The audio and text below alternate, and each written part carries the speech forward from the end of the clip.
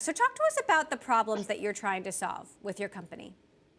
So Metrica is trying to make blockchain networks reliable and performant so that the Web3 world can be built on top.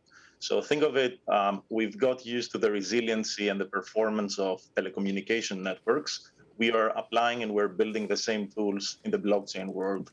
And that is very important because if we want to build applications for Web3, applications that have higher operational requirements. Think of it like the next Zoom, the next Facebook, the next Netflix on top of Web3. We need the blockchain networks to be performing really well. So we're building the tools, end-to-end monitoring, analytics, operational intelligence, so that anyone who runs infrastructure can run it reliably, and also the applications can get that visibility and can know how the network performs, the blockchain network perform underneath.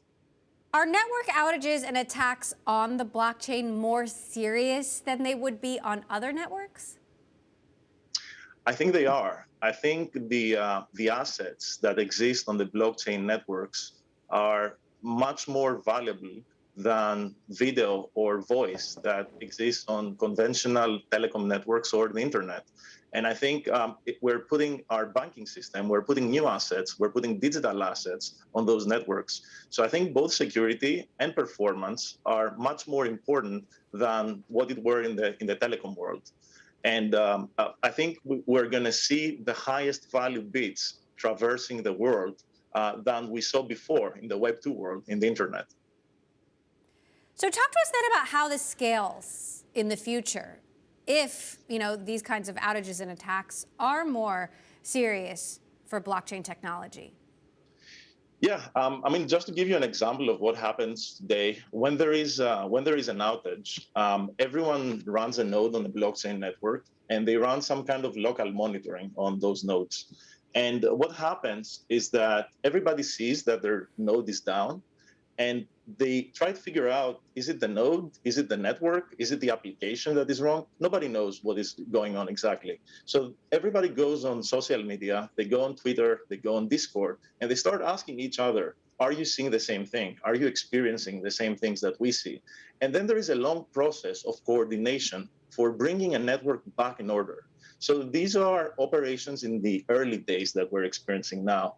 We need infrastructure like the one that Metrica is building so that we can have monitoring, community monitoring, end-to-end visibility into the network, and so that those outages can either be prevented or when they happen, we can very quickly recover and the network can be back. So I think we're seeing things that as we build up infrastructure and as we build more tools in the space, will start becoming less and less frequent. We've been talking a lot about the market turmoil and crypto market turmoil. Bitcoin still now below $30,000. What's your read on where this is all headed? I think definitely the markets are in turmoil, and we're getting into a bear market.